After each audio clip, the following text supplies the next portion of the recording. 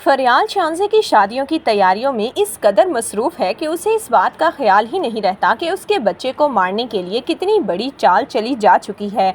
ज़ीनिया रुखसाना को पैसों का लालच देकर उससे फरियाल के बच्चे को मरवाने वाली है। जैसे ही शानज़े की शादी का दिन आता है तो रुखसाना मौके की तलाश में होती है कि जैसे ही फरियाल उसे कहीं अकेली नजर आए तो वो उसे धक्का दे दे, और ऐसा ही होता है। रुखसाना फरियाल को धक्का देती है और वो ज़मीन पर आ गिरती है।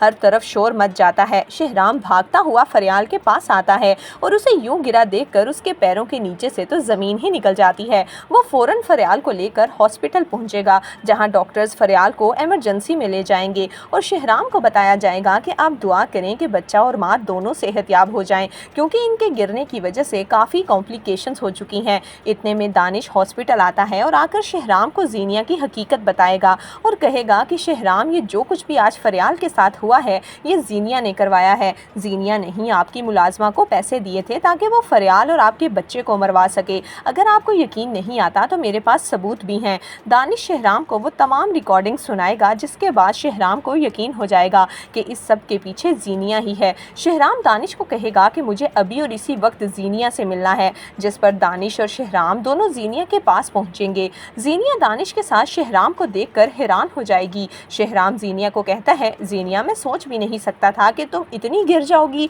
जब हम साथ थे तो तुमने मेरे बच्चे को मार दिया, और अब जब ये खुशी मुझे दोबारा देखने को मिली है तो तुम फिर उसकी दुश्मन बन गई हो। ज़ीनिया, तुम आखिर हमारी ज़िंदगियों से चली क्यों नहीं जाती? मैं तुमसे नफ़रत करता हूँ, इतनी नफ़रत के जितनी शायद मैंने किसी और से ना की हो। तुम यही कहती थी ना कि तुम मुझसे मोहब्बत करती हो। इस सब में मोहब्बत नहीं है, बल्कि ये सिर्फ़ और सिर्फ इंतकाम है जो तुम मुझसे ले रही हो। ज़ीनिया, अगर फरियाल को कुछ भी हुआ तो मैं तुम्हें ज़िंदा नहीं छोड़ूंगा। ये कहकर शहराम वहाँ से चला जाता है। दानिश, जो कि ज़ीनिया से नफ़रत करने लगा है, वो भी अब ज़ीनिया को ऐसी सज़ा देगा जिसका ज़ीनिया ने तसव्वुर भी नहीं किया होगा।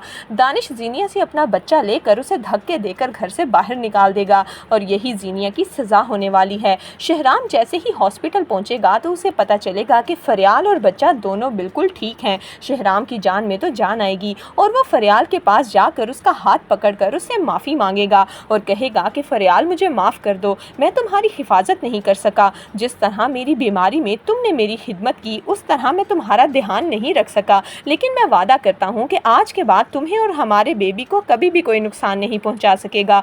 ये जो कुछ भी तुम्हारे साथ हुआ है मैं इसका बदला ज़रूर लूँगा। तो दोस्तों, क्या दानिश को ज़ीनिया से अपना बच्चा छीन कर उसे धक्के देकर घर से बाहर निकाल देना चाहिए?